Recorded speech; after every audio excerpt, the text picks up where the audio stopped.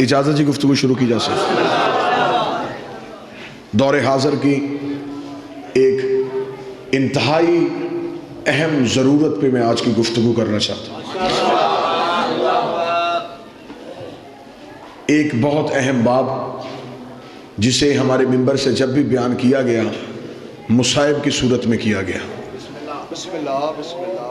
یعنی کہ جب بھی حق زہرا کو یا بی بی کے حق فت کو بیان کیا گیا تو اسے مصائب کی صورت میں بیان کیا گیا۔ میں ٹھیک کہہ رہا ہوں؟ یعنی کہ ذاکر یا خطیب نے بی بی کا حق یا دربار پڑھنا شروع کیا تو مومنین کا ذہن تھا کہ یہ مضمون مصائب کا ہے۔ آپ کی دعاؤں سے، بادشاہ حسین کی عطا سے میں نے پاک سیدہ سے اس مضمون کی خیرات مانگی اور پہلی بار اس مضمون کو فضائل کی صورت میں پڑھنا شروع کیا۔ میں موضوع سے قبل آپ احباب کے سامنے سے گزارش کروں گا، میں پاک بی بی کی وکالت کا حق میں ادا تو نہیں کر سکتا، میری اتنی اوقات ہی نہیں کہ اتنے بڑے گھر کی وکالت کی جا سکے، لیکن میں اس مقدمے پہ ایسے ہی بحث کروں گا جیسے کہ حلالی وکیل اپنے مقدمے میں بحث کرتا ہے۔ اور میں گزارش کروں گا اگر کوئی اہل سنت میرے بھائی گفتگو کو سن رہے ہوں، جتنی دیر میں ممبر پہ گفتگو کروں ایک لمحے کے لیے اپنے آپ کو سنی بنا کے نہیں، شیعہ بنا کے نہیں، ایک مسلمان بنا کے میں جس کا کلمہ پڑھتے ہوں اس کی بیٹی کا حق آپ کے سامنے پڑھنے لگا۔ جیسا کہ مجھ سے پہلے واجب الاحترام قابل صد احترام میرے برادر جناب شرازی صاحب نے بیان فرمایا، قتل حسین کی وجہوں میں سے ایک وجہ امام حسین علیہ السلام کے کربلا میں جو خنجر کربلا میں چلا یہ سقیفے میں تیز ہو چکا تھا۔ نبی کے جانے کے بعد ایک بہت عظیم تبدیلی، ایک بہت بڑی تبدیلی آئی رسول کے جانے کے بعد۔ رسول کے جانے کے بعد امت میں اور اہل بیت میں ایک جھگڑا ہوا۔ اب اس موضوع کا داد کے ساتھ قطعاً کوئی تعلق نہیں، میں پہلے کہہ رہا ہوں، میں اقرار کر رہا ہوں، مجھے صرف آپ کی توجہ چاہیے کہ میرا پیغام آپ تک پہنچ رہا ہے۔ رسول کے جانے کے بعد امت میں اور اہل بیت میں ایک جھگڑا ہوا اور اس جھگڑے کی وجہ تھی ایک جائیداد، ایک جاگیر۔ اس جاگیر کو اہل بیت کو اس جگہ کی ضرورت نہیں تھی، لیکن نبی کی بیٹی نے اس انداز سے جنگ لڑی ہے کہ رسول کی بیٹی نے اسلام کے لبادے میں چھپے ہوئے منافقوں کو ظاہر کر دیا۔ اب ہمارے بچے اکثر اس چیز سے بے خبر ہیں کہ یہ ایک باغ تھا جو رسول کی بیٹی لینے کے لیے گئی۔ میں پہلے وضاحت کروں، اسے فدق بھی بولتے ہیں، فتق بھی بولتے ہیں، دو طریقے سے اس لفظ کو بولا جا سکتا ہے۔ اگر آپ عربی اعتبار سے بولیں گے تو اسے فدق بولیں گے، اردو اعتبار سے بولیں گے تو اسے فدق بولیں گے۔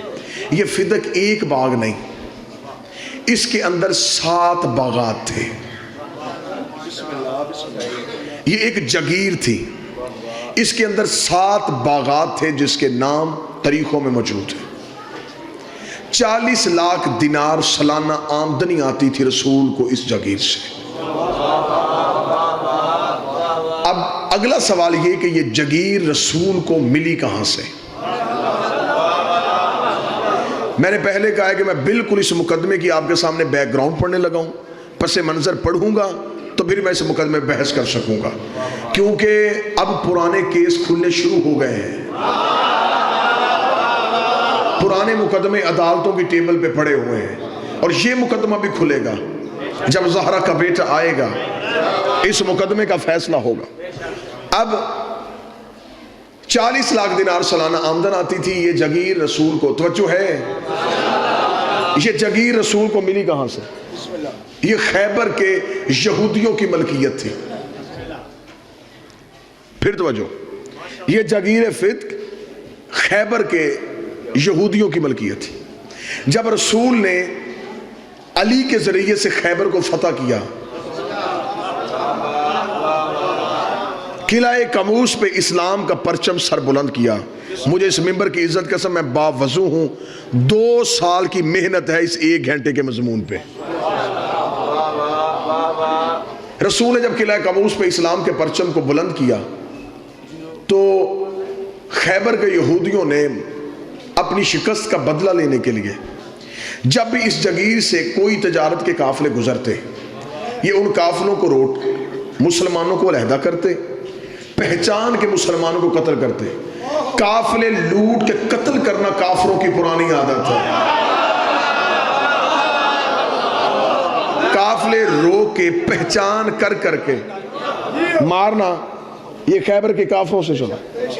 یہ ان میں سے اس تجارت کے قافلے میں سے مسلمانوں کو نکالتے، جو جو مسلمان ہوتا اسے قتل کر دیتے۔ خبر مدینے پہنچتی گئی کہ خیبر کے یہودی اس شکست کا بدلہ لینے کے لیے وہاں پر مسلمانوں کو قتل عام کر رہے۔ دوسری بار خیبر میں رسول نے پھر علی کو بھیجا۔ مولا علی خیبر میں ایک بار نہیں، علی 2 بار آئے۔ جب دوسری بار مولا علی آئے تو مولا علی نے خیبر میں پہنچتے ہی یہودیوں کے عمائدین کو، عمرہ کو، ان کے علماء کو اکٹھا کیا۔ اکٹھا کر کے مولا علی نے خطبہ دیا۔ علی فرمایا دیکھو، اگر تو تم مرہب کے قتل کا بدلہ مسلمانوں کے قتل سے لے رہے ہو، میں علی آج تمہارے سامنے اس لیے آیا ہوں کہ مرہب کو مارا ہے میں نے، اگر بدلہ لینا ہے تو مجھ سے لو۔ اگر تم جنگ کرنا چاہتے ہو تو یہ سوچ کے آنا کہ ہاتھ بھی وہی ہے، تلوار بھی وہی ہے، میں علی تم سے لڑنے کے لیے تیار ہوں۔ لیکن دیکھو، آج میں مجاہد بن کے نہیں، مبلغ بن کے آیا ہوں۔ آج میں تمہیں تبلیغ اسلام کے لیے آیا ہوں کہ اب بھی مان جاؤ کہ مدینے والا رسول سچا ہے۔ اگر نہیں، اگر جنگ کرنا چاہتے ہو تو میں جنگ کرتا ہوں۔ انہوں نے مولا علی سے تھوڑا ہی وقت مانگا کہ ہمیں سوچنے کا وقت دیا جائے۔ انہوں نے اس مہلت میں سوچنے کے بعد علی سے کہا کہ اے علی، جو ہو چکا اس کی ہم معافی چاہتے ہیں، آئندہ اس علاقے میں مسلمانوں کا قتل نہیں ہوگا، لیکن جو ہم نے قتل کر چکا، جو ہم خون بہا چکے، ہم اس کی معافی کے ساتھ اس کا جزیہ دینا چاہتے ہیں۔ ہمارے جتنے، یہ تمہید میں آپ کے سامنے پڑھ رہا ہوں، میں ابھی مقدمہ آپ کے سامنے بی بی کا پڑھوں گا۔ ہمارے جتنے سکنی مکانات جن میں ہم رہتے ہیں، اس کے علاوہ ہماری فدق میں جتنی بھی جگیر ہے، یہ ہم مسلمانوں کے رسول کو دیتے ہیں، مسلمانوں کو نہیں، مسلمانوں کے رسول کو دیتے ہیں۔ مولا نے ان سے ایک معاہدہ لکھوایا، انہوں نے ایک معاہدہ لکھا، اپنے دستخط کیے، مولا امیر نے اپنے دستخط کیے۔ علی وہ معاہدہ لے کے مدینے پہنچے، رسول کا کے سلام کیا۔ سلام کرنے کے بعد علی نے کہا کہ یا رسول اللہ مبارک ہو، معافی بھی مانگی ہے، جگیر بھی تمہیں لکھ کے دے دی ہے۔ یہ میں نے آپ کے سامنے بڑے مختصر سے لمحات میں اس جگیر کا پس منظر پڑھا۔ اب اس مقدمے میں بحث کرتے ہوئے میرا پہلا سوال ہر غیرت مند مسلمان سے یہ ہے، اگر اس جگیر میں امت کا حق تھا، اگر اس جگیر میں امت کا حصہ تھا، 7 ہجری میں خیبر فتح ہوا، 11 ہجری میں رسول زہرم دنیا چھوڑی، اگر اس جگیر میں مسلمانوں کو کوئی حق تھا، 4 سال نبی نے دیا کیوں نہیں؟ اگر اس جگیر میں مسلمانوں کا حصہ تھا تو 4 سال مسلسل اس جگیر کی آمدن رسول کو ملتی رہی، رسول نے اس میں سے امت کو حق کیوں نہیں دیا؟ اگر آپ نہیں سمجھ سکے تو یہ نبی وہ ہے کہ بحرین سے مال خراج آیا۔ اہل سنت کتابوں میں لکھا جب بحرین سے مال خراج آیا، صحابہ نے اونٹ مسجد نبی کے باہر کھڑے کیے، رسول سے کہا یا رسول اللہ بحرین سے مال خراج آیا۔ رسول نے کہا چراغ روشن کرو اور مجھے وہ فرشتے دو جس میں بیواؤں، مستحقین اور یتیموں کے نام ہیں۔ چراغ روشن کیا گیا، رسول نے صحابہ سے کہا وہ بوری اٹھا اس بیوہ کے گھر چھوڑ گیا، وہ بوری اٹھا اس غریب کے گھر چھوڑ گیا، وہ بوری اٹھا اس یتیم کے گھر چھوڑ گیا۔ صحابہ نے کہا یا رسول اللہ رات آدھی ہو چکی ہے، سنی کتاب میں لکھا ہے، صحابہ نے کہا یا رسول اللہ رات آدھی ہو چکی، اگر آپ حکم فرمائیں صبح اذان کے بعد، نماز کے بعد جب سورج طلوع ہو جائے گا آپ جہاں چاہیں گے ہم پہنچا دیں گے۔ رسول نے کہا تم میں سے کوئی ایک صحابی بھی ایسا ہے جو اس بات کی ضمانت دے کہ کل تک محمد زندہ رہے گا، کل تک محمد زندہ رہے گا؟ انہیں ہاتھ جوڑ کے یا رسول اللہ آپ نے خود ہی تو کہا ہے کہ ایک لقمہ کھاؤ تو اتنا بھی یقین نہ کرو یہ حلق سے نیچے اترے گا بھی نہیں اترے گا۔ رسول نے کہا تم میری ایک رات کی ضمانت نہیں دیتے، میں اتنے غریبوں کا حق اپنی گردن پہ رکھ کے کیسے سو سکتا ہوں؟ تم میری ایک رات کی ضمانت نہیں دیتے۔ اب میرا پہلا سوال ہے، جو نبی کسی غریب کا حق ایک رات نہیں رکھتا تھا، اس نے فدق 4 سال اپنے پاس کیسے؟ جس نے کسی غریب کا حق ایک رات نہیں رکھا، 4 سال مسلسل یہ جگیر رسول کے پاس ہے. توجہ ہے میری بات کی؟ رسول اس جگیر سے جو آمدن آتی رکھتے نہیں تھے. بیت المال میں مسلمانوں کو، غربا کو، یتیموں کو، مسافرین کو ان کے حصے بانٹ دیے جاتے. خدا نے فوراً قرآن کی آیت بھیج دی، میرا حبیب اپنی ایک قریبی عورت کو اس کا حق دے. میں ویڈیو کیمرے کی موجودگی میں تفسیر در منصور، تفسیر کبیر، تفسیر روح المعانی تینوں تفاسیر اہل سنت کی ہیں. جب یہ آیت آئی تینوں تفاسیر میں لکھا ہے کہ رسول نے فاطمہ کو بلایا اور یہ فدق فاطمہ کو لکھ کے دے دیا، اگر کوئی اور بیٹی ہوتی جگیر سے حصہ ملتا. یہ جگیر منتقل ہو گئی بی بی کے نام. توجہ ہے؟ بی بی کے نام جب یہ جگیر منتقل ہو گئی، شریف باپ کی شریف بیٹی نے جیسے باپ تقسیم کرتے تھے ویسے ہی میری مخدومہ نے اس مال کو تقسیم کرنا شروع کیا. نبی کے جانے کے بعد جب حکومت پہ قبضہ ہوا، منبر علی کے پاس تھا، قبضہ حکومت پہ ہوا تھا. جب تخت پہ قبضہ ہوا، اب یہ بیٹھ تو گئے، بیٹھ کے اب بادشاہ یا حاکم بننا اتنا آسان کام نہیں تھا. حکومت چلانا ایک اہم ذمہ داری تھی. صرف تخت پہ بیٹھنا ہی کام نہیں تھا، وہاں بیٹھ کے فوجیوں کی تنخواہیں، لشکروں کے خرچے، بیت المال میں خزانہ ہونا چاہیے، آپ نے جن کے وظائف مقرر کیے ہیں ان کو وظیفے ملنے چاہیے. یہ سارا کچھ کرنا اس دور کے حاکم کی ذمہ داری تھی. اب یہ بیٹھ تو گئے لیکن یہ سارا سسٹم چلانا ان کے لیے مشکل ہو گیا. انہوں نے کہا یہ سارا سسٹم ہم کیسے چلائیں گے، ہم یہ تنخواہیں کہاں سے دیں گے، ہم یہ وظائف کہاں سے دیں گے. دوسرے ملکوں سے سفیر آتے ہیں، ان کی رہائش کے بندوبست کرنے ہوتے ہیں، دوسرے ملکوں میں تبلیغ اسلام کے لیے اپنے وفد بھیجنے پڑتے ہیں. یہ سارا سلسلہ کہاں سے چلے گا؟ اب ذاتی لینڈ لارڈ تو تھے نہیں کہ گھر سے لا کے دین پہ خرچ کرتے. اب انہوں نے سوچا کہ کریں کیا.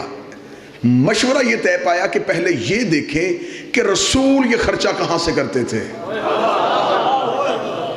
یہ سارے سلسلے رسول کہاں سے چلاتے تھے.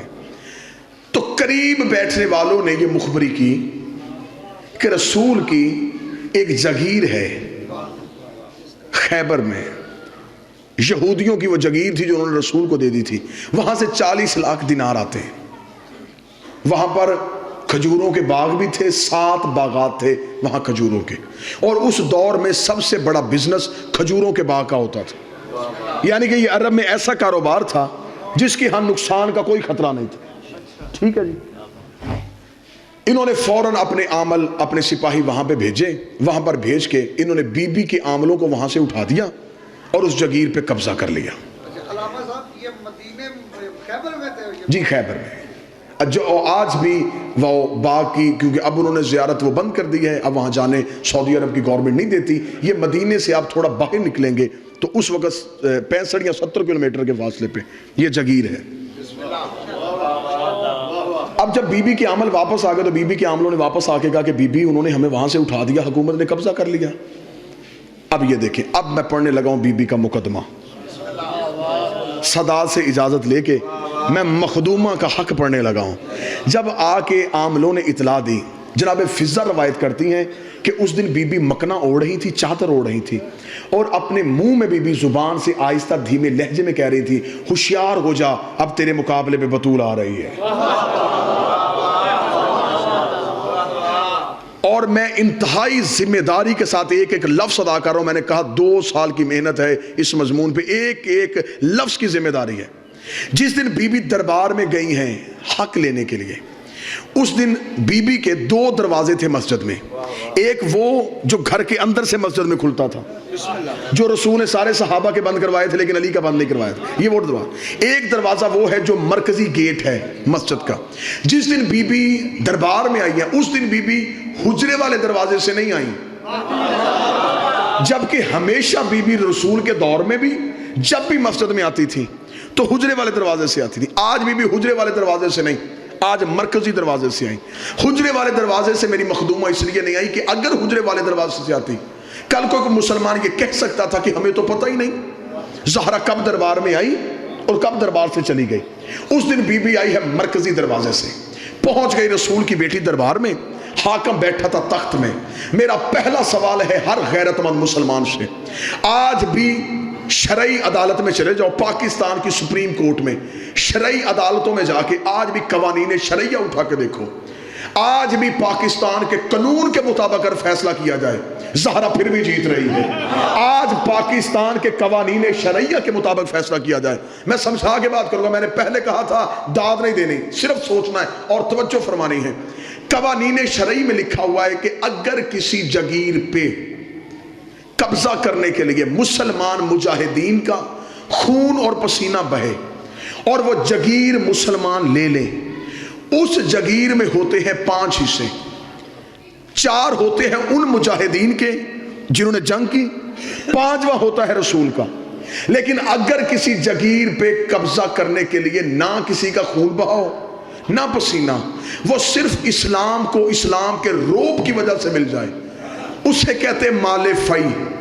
اس میں امت کا حق نہیں ہوتا, وہ صرف رسول کا حق ہوتا.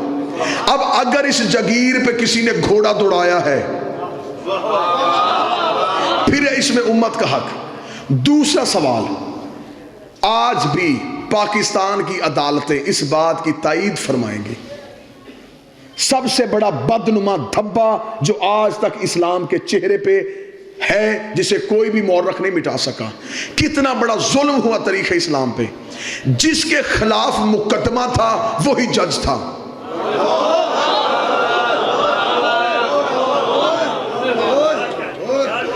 جو اس مقدمے میں فریق تھا وہی جج تھا. شریعت محمد کے مطابق حاکم وہ مقدمہ سننے کا اہل ہی نہیں تھا. شریعت کے مطابق یہ مقدمہ جانا تھا قاضی کے پاس, اس مقدمے کو قاضی نے سننا تھا. شریعت میں حاکم کے ساتھ ایک قاضی مقرر ہوتا ہے. اگر آپ سٹیٹ کے خلاف آئیں گے, اگر آپ حکومت کے خلاف آئیں گے, وہ مقدمہ حکومت نہیں, اسلام کہتا ہے کہ وہ مقدمہ قاضی سنے گا.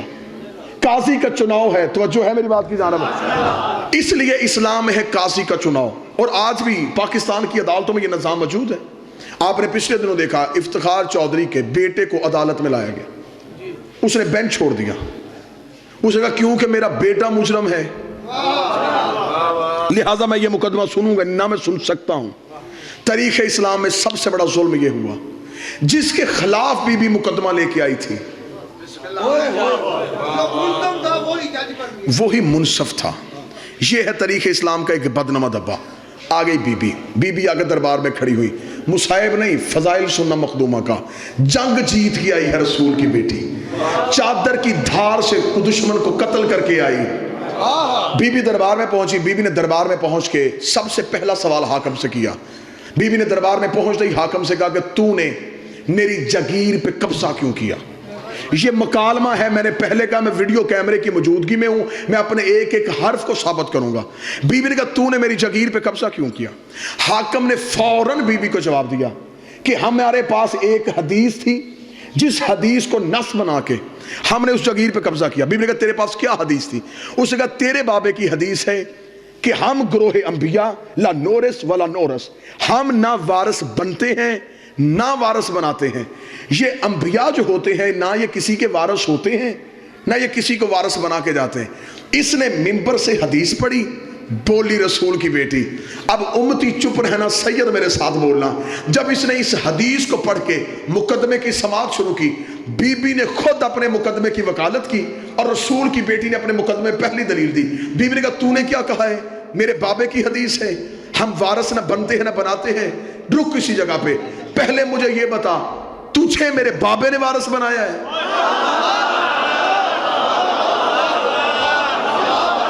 پہلے تو مجھے یہ بتا کہ تو جو وارث بنا ہے کیا تجھے میرے بابے نے بنایا ہے؟ اگر تجھے میرے بابے نے نامزد کیا ہے تو پھر تو خود ہی اپنی نس سے مکر گیا. تو نے ابھی کہا ہے کہ وہ کسی کو وارث نہیں بناتے.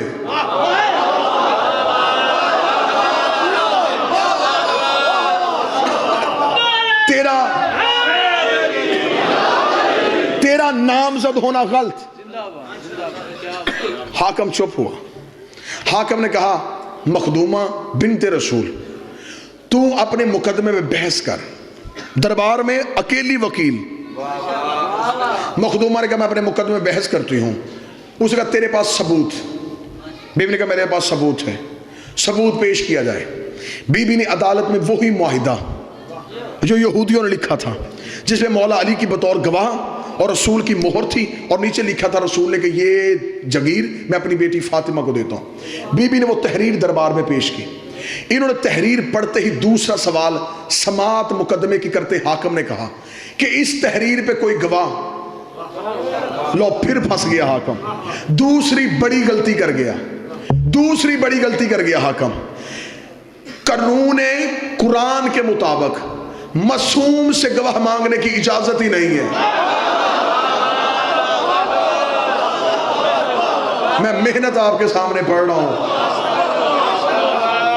قرآن کے مطابق معصوم سے گواہ مانگنے کی اجازت نہیں. میں قرآن سے نص دیتا ہوں. مریم کی قوم نے مریم سے پوچھا بچہ کہاں سے آیا. 3 دن کا عیسیٰ بول پڑا. قرآن کہتا انی عبداللہ اتانی کتاب وجعلنی نبی. میں اللہ کا بندہ ہوں, کتاب لے کے آیا ہوں, نبی بن کے آیا ہوں. قوم نے عیسیٰ سے گواہ نہیں مانگا. معصوم ہے. میں ایک حوالہ دوسرا دیتا ہوں. کتاب کا نام حیات الحیوان, لکھی آقا دمیری نے, چھپی جامع الازہر مصر سے. مدینے میں ایک شخص جس کا نام اسود تھا, یہ گھوڑا بیچنے کے لیے آ گیا. عربی تھا یہ گھوڑا بیچنے کے لیے آ گیا.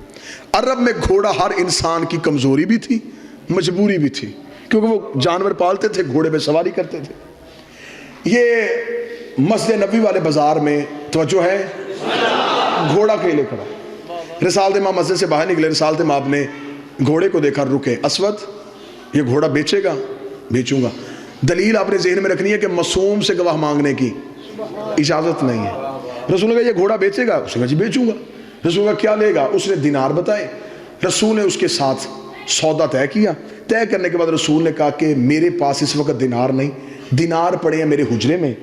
سودا تیرا میرا طے پا گیا. وہ جو دینار حجرے میں پڑے وہ تیری ملکیت, اور یہ جو تیرے ہاتھ میں گھوڑا ہے یہ میری ملکیت. رسول کو گھوڑے کی ضرورت نہیں ہے, لیکن ایک مسئلہ حل کرنے لگے ہیں. رسول حجرے میں دینار لینے کے لیے گئے. یا چند صحابہ وہاں سے گزرے. انہوں نے وہاں پہ کھڑے اسود کو دیکھا, بھئی گھوڑا بیچنا چاہتا ہے. اس نے کہا جی آیا تو بیچنے تب بک گیا. انہوں نے گزرتے گزرتے سرسری پوچھا کس نے خریدا؟ اس نے کہا تمہارے نبی نے. نبی کا نام آنا تھا. بندے واپس آ گئے کہ ضرور اس گھوڑے میں کوئی صفت ہے, اگر اس میں کوئی عیب ہوتا محمد کبھی نہ خریدتا. اس میں کوئی صفت ہے. انہوں نے آگے کہا یہ گھوڑا تو ہمیں نہیں بیچ سکتا. اس کا نا سودا طے پا گیا. وہ دینار لینے گئے. اب وہ عربی کیونکہ نبی کا کلمہ نہیں پڑھتا تھا, انہوں نے فوراً کہا اگر ہم اس قیمت سے زیادہ دیں کیا تو ہمیں دے گا؟ اب اس نے کون سا کلمہ پڑھا تھا, اسے کون سے تجارت کے قوانین کا پتہ تھا. اس کا مجھے تو پیسے سے غرض ہے. اسے پیسے لیے, گھوڑا ان کے حوالے کیا. یہ گھوڑا لے کے چلے گئے. وہ شخص دینار گن رہا تھا. یا رسول آ گئے. رسول نے کہا اسود میری امانت. اس کا کون سی امانت؟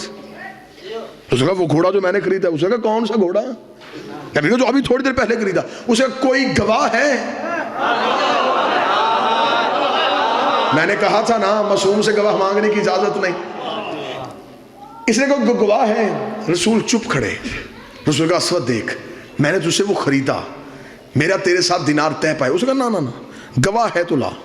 ابھی رسول چپ تھے, یا مسجد سے ایک شخص باہر نکلا. رنگ اس کا کالا تھا, اندر سے بڑا پاک تھا.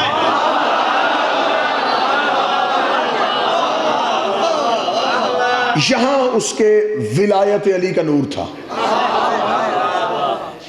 آ کے بلال نبی کے قدموں پہ, سردار آپ کیوں بازار میں رکے ہیں؟ بلال میں گزر رہا تھا, میں نے اس کے ساتھ اس سواری کا سودا کیا, میں دینار لینے گیا, اس نے کسی اور کے ہاتھ بھیج دی. جب اتنا جملہ کہا بلال نے کہا کیوں تو نے ایسا کیوں کیا؟ اس نے کہا تیرے نبی کے پاس گواہ کوئی نہیں. کوئی گواہ نہیں ہے کہ میں نے اس کے ساتھ سودا کیا۔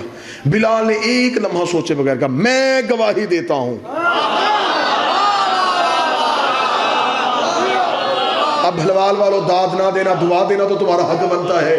جب بلال نے کہا میں گواہی دیتا ہوں کہ گھوڑا میرے نبی نے خریدا ہے، اسود نے دیکھ کے کہا عبداللہ کا بیٹا میں نے تیرے کلمہ نہیں پڑھا، تیری عدالت کے میں نے قصے سنے ہیں، تیری صداقت کے میں نے منظر سنے ہیں، مجھے پتا ہے تو بات سچی کرتا ہے، فیصلہ حق پہ کرتا ہے، مجھے بول کے بتا جب تیرا اور میرا سودا ہو رہا تھا یہ تیرا حبشی غلام تو تھا ہی نہیں، اس نے گواہی کیسے دے دی؟ رسول نے اپنا چہرہ بلال کی طرف کہا بلال یہ بات تو سچ ہے، جب میرا اس کے ساتھ سودا ہوا تو تھا ہی نہیں، تو نے کیسے گواہی دی؟ بلال نے دونوں ہاتھ نبی کے قدموں پہ رکھ کے کہا تو نے کہا اللہ ہے میں نے دیکھا،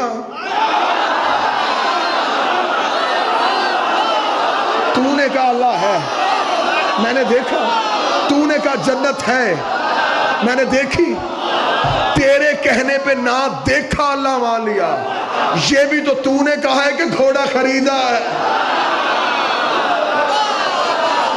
پھر تو نے خریدا۔ یہ ہے معصوم سے گواہ مانگنے کی اجازت نہیں۔ دربار میں معصومہ سے گواہ مانگا گیا، سننا مقدمہ، فضائل سننا میری سائن کے، میری آقا زادی کی فضیلت سننا۔ انہوں نے گواہ مانگا، بی بی نے گواہیاں دیں۔ بی بی نے کہا میرا بڑا بیٹا حسن میرا گواہ، میرا چھوٹا بیٹا حسین میرا گواہ، میرا شوہر علی میرا گواہ، اور میرے باپ کی کنیز ام ایمن میری گواہ۔ یہ 4 گواہیاں ہیں جو بی بی نے اپنے مقدمے میں دی ہیں۔ حاکم نے تھوڑی دیر مشیروں سے مشورہ کیا، بنت رسول کھڑی فیصلے کا انتظار کر رہی تھی۔ یہ دربار سے فیصلہ آ گیا، فیصلہ یہ آیا کہ ہم آپ کے مقدمے کو خارج کر رہے ہیں اس بنا پہ کہ آپ کا نصاب شہادت پورا نہیں۔ بی بی نے کہا میرا نصاب شہادت کیوں نہیں پورا؟ انہوں نے کہا اس لیے کہ آپ نے جو 4 گواہیاں دی ہیں ان میں پہلی گواہی ہے آپ کے شوہر علی کی، علی بحیثیت شوہر اس جگیر میں حصے دار ہے، لہٰذا یہ مالک ہے، اس کی گواہی نہیں۔ حسن حسین ہے بیٹے ہونے کی وجہ سے ان کا بھی اس جگیر میں حصہ ہے، لہٰذا ان کی گواہی بھی نہیں۔ چوتھی بچ گئی ایک گواہ ام ایمن، اور تیرے بابا کی حدیث ہے کہ اگر مرد ایک ہو عورتیں 2 ہونی چاہیے، اس کے ساتھ دوسری عورت نہیں، لہٰذا نصاب شہادت مکمل نہ ہونے کی وجہ سے ہم تیرے مقدمے کو خارج کرتے ہیں۔ زندگی قربان کروں بی بی تیری عزت میں، بی بی نے مقدمہ واپس لے لیا، گواہیاں نہیں بدلی۔ بحث سننا میری آقا زادی کے مقدمے کی پوری ذمہ داری کے ساتھ، بی بی نے مقدمہ واپس لیا، گواہیاں نہیں بدلی، جبکہ بی بی کے پاس گواہ تھے۔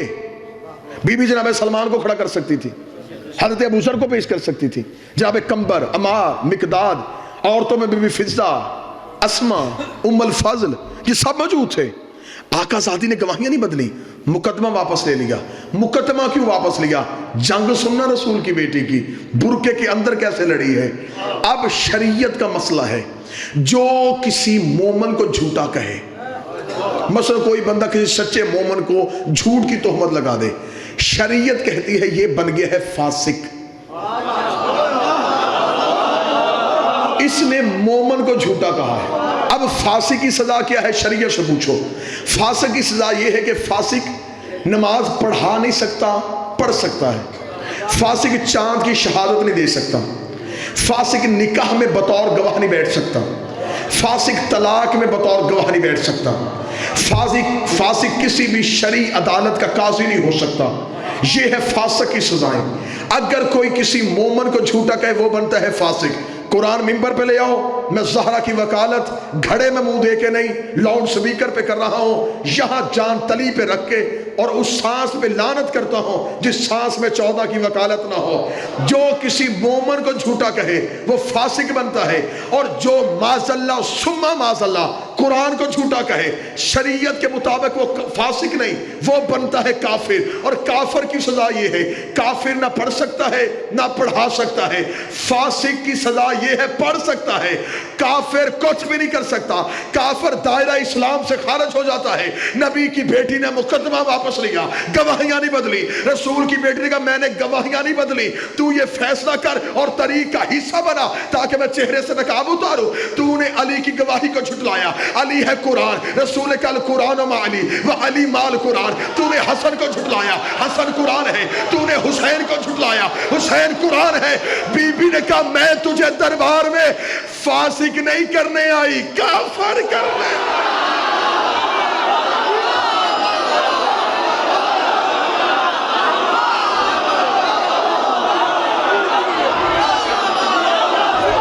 بسم اللہ. میں تجھے بسم اللہ یا رسول یا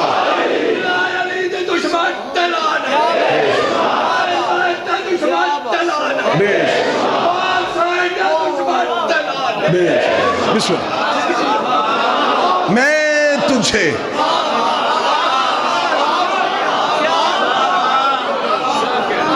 جو کام نبی نہیں کر سکا، زندگی ہوئے 1000 سال، اس جملے واہ واہ کرتے رہے 1000 سال. پاک سید آپ کو زندگی عطا فرمائے. مخدومہ نے اصل چہرہ بے نقاب کیا. سننا مقدمہ سننا میری آقا زادی کا. بی بی نے مقدمہ واپس لیا. حکیم صاحب مقدمہ واپس لیتے ہی بی بی نے دوسرا مقدمہ دائر کیا. بی بی نے کہا یہ مقدمہ واپس ہو گیا، فیصلہ کر دیا تو نے فیصلہ. نہ فیصلہ نہ بدلنا، میں مقدمہ واپس لیتی ہوں. وہی کھڑے بی بی نے دوسرا مقدمہ دائر کر دیا. بی بی نے کہا تو ہے حاکم، میں ایک بیٹی بن کے باپ کا حق لینے آئی ہوں، باپ کا حق دے. حکومتیں پریشان ہو گئی، دربار میں لڑ رہی ہے محمد کی بیٹی، برقعے کے اندر لڑ رہی ہے رسول کی بیٹی. رسول کی بیٹی نے کہا حق دے. اس نے کہا توجہ، اس نے کہا حق میں نے تجھے کہا نہیں، میرے پاس حدیث ہے. چند قدم چلی، آگے چل کے کھڑی ہوئی. بی بی نے کہا اب بول کیا کہا تو نے. اس نے کہا میرے پاس حدیث ہے. بی بی نے کہا حدیث سنا. اس نے کہا تیرے بابا نے کہا تھا ہم گروہ انبیاء نہ وارث بنتے ہیں نہ وارث بناتے ہیں. مخدومہ چادر کے اندر سے بولی. بی بی نے کہا تو نے حدیث پڑھی ہے. میں قرآن کی آیت پڑھتی ہوں، میں قرآن پڑھتی ہوں. کون سی آیت؟ بی بی نے کہا بسم اللہ الرحمن الرحیم وَلِكُلْ جَعَلْنَا مَوَالِي تَرَكَ الْوَالِدَيْنَ وَالْأَقْرَبُونَ. جو کچھ ماں باپ چھوڑ کے جائیں اس میں رشتہ داروں اولاد کا حصہ ہوتا ہے. اس سے کہا میرے پاس حدیث ہے. بی بی نے کہا میں دوسری آیت پڑھ دیتی ہوں وَلِلرِّجَالِ نَصِيبٌ مِّمَّا تَرَكَ الْوَالِدَيْنَ وَالْأَقْرَبُونَ. جو کچھ ماں باپ چھوڑ کے جائے اس کا بیٹے کا حصہ ہوتا ہے. اس سے کہا میرے پاس حدیث ہے. بی بی نے کہا میں تیسری آیت پڑھ دیتی ہوں وَلِلنِّسَاءِ نَصِيبٌ مِّمَّا تَرَكَ الْوَالِدَيْنُ وَالْأَقْرَبُونَ. جو کچھ ماں باپ چھوڑ کے جائے اس میں عورت کا حق ہوتا ہے. اس سے کہا میرے پاس حدیث ہے. بی بی نے کہا میں چوتھی آیت پڑھ دیتے ہوں وَوَارَثَ سُلَيْمَانَ دَاؤُودَ. ہم نے نبی کو نبی کا وارث بنایا. اس نے کہا میرے پاس حدیث ہے. بی بی نے کہا میں پانچویں آیت پڑھ دیتی ہوں قُلْ أَسْأَلُكُمْ أَجْرًا إِلَّا الْمَوَدَّةَ فِي الْقُرْبَى. اگر میرا بابا اجر مانگ سکتا ہے میں بابے کا حق کیوں نہیں مانگ سکتی؟ بلوال والو شیعہ ہو سنی ہو تمہیں 14 کی عزت کا واسطہ میں زہرا کا حق بیان کر رہا ہوں. حاکم ایک حدیث پڑھتا گیا. بی بی بدل بدل کی آیتیں پڑھتی رہی، بدل بدل کی آیتیں پڑھتی رہی. 40 آیتیں جب محمد کی بیٹی نے دربار میں کھڑے ہو کے پڑھتی حاکم کے چہرے پہ موت کی زردی آ گئی. حاکم کا جسم کانپنا شروع ہو گیا. اس نے کہا زہرا میں حدیث پڑھتا ہوں تو جواب آیت میں کیوں دیتی ہے؟ حدیث کا جواب حدیث میں کیوں نہیں دیتی؟ اتنا جملہ کہنا تھا یا محمد نے چپ بس میں نے اتنا سننا تھا. تو وہی ہے جسے میرے بابے نے کہا تھا آ تجھے حدیث لکھ دو. تو نے کہا تھا قرآن کافی ہے. تو نے کہا تھا، تو نے کہا تھا.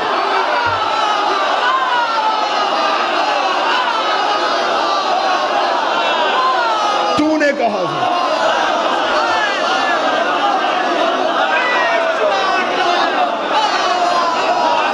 تو نے کہا تھا.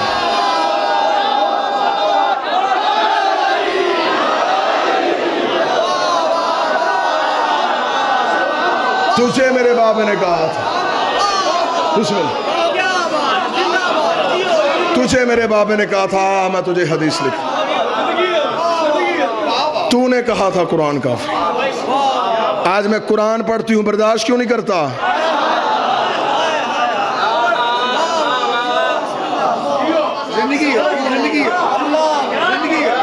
سن اب قرآن. دربار میں کھڑی ہو کے بی بی نے کہا نہ تجھے قرآن کافی ہے نہ تجھے فرمان کافی ہے.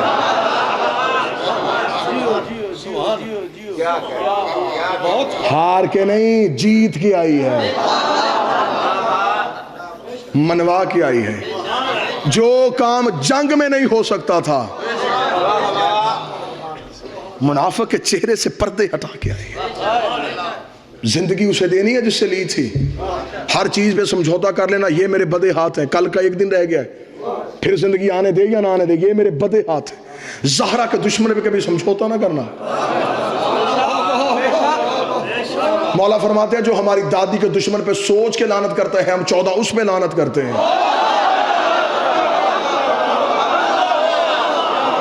جو سوچ کے لعنت کرتا ہے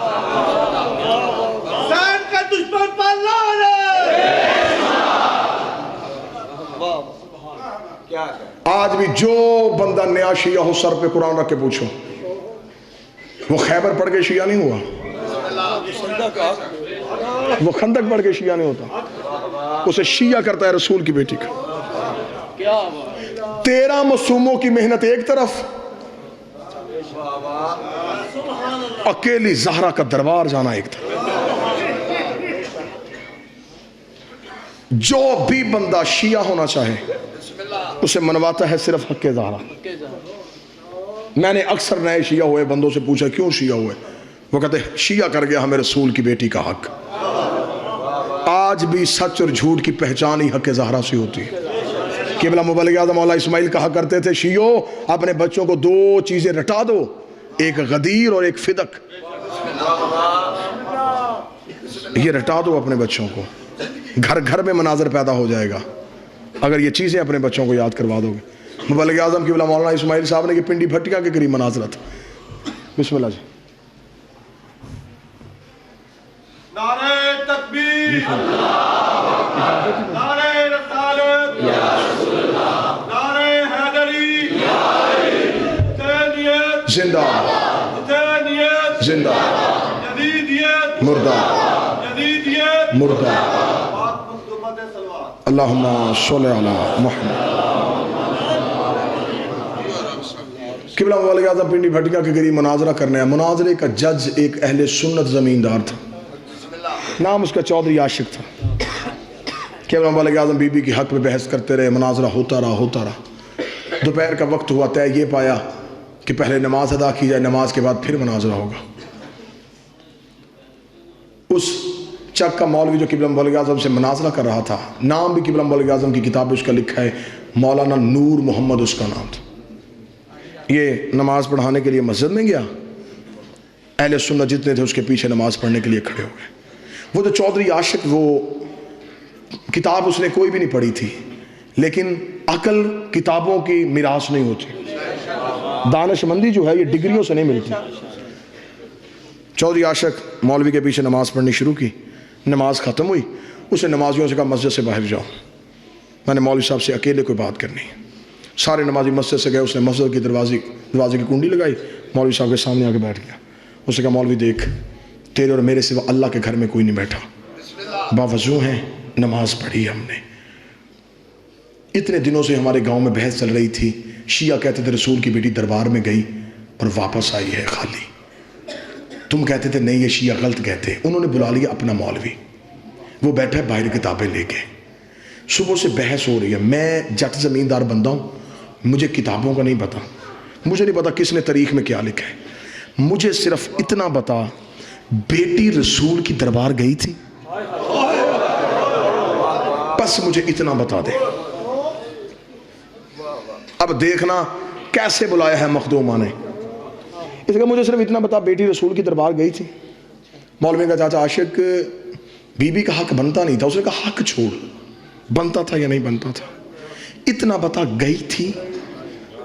اس نے کہا ہاں یہ کتابوں میں لکھا گئی تھی. اس نے کہا چپ, اب اتنا بتا دے واپس خالی آئی ہے یا حق لے کے آئی ہے. اس نے کہا چاچا عاشق میں کتابوں سے ثابت کروں گا بی بی کا حق نہیں بنتا تھا. اس نے کہا میں نہیں پوچھ رہا بنتا تھا یا نہیں بنتا تھا, نہیں بنتا تھا, اتنا بتا واپس خالی آئی ہے. اس نے کہا ہاں چاچا عاشق خالی ہے. اس نے کہا اٹھ ختم کر مناظرہ, ہم نے بحث نہیں کرنی, जीत गया वो शियों का मौलवी। उसने कहा क्यों, किस बात पे मुनाजरा खत्म करवा रहा है? उसने कहा मौलवी मेहराब में बैठा है, सर पे कुरान रख के बता मैं मर जाऊं, मेरे मरने के बाद मेरी बेटी किसी कमी के दरवाजे पे चली जाए, जाके कहा मैं चौधरी आशिक की बेटी हूँ, मुझे फलां चीज़ की ज़रूरत है, बताओ उसका बनता है? कहने लगा नहीं बनता। दोगे या नहीं दोगे? कहने लगे कैसे नहीं देंगे, बेटी जो तेरी। उसने कहा शर्म नहीं आती, मेरी बेटी का हया करते हो, मोहम्मद की बेटी का किसी ने, मेरी बेटी का एहतराम करते हो, रसूल की बेटी का किसी ने। उसने रोते हुए कहा चली जो गई थी ना, नहीं बनता था, आ जो गई थी। और बेटी तो दुश्मन की भी घर आजे खाली नहीं भेजते, आ जो गई थी दरबार में। इतना कहने के बाद चौधरी आशिक मस्जिद से निकला जहां मुबल्लिग आज़म बैठा था, हाथ जोड़ गया था मुबल्लिग आज़म, और मौलवी इस्माइल पढ़ा कलमा, मिल गई मुझे हिदायत।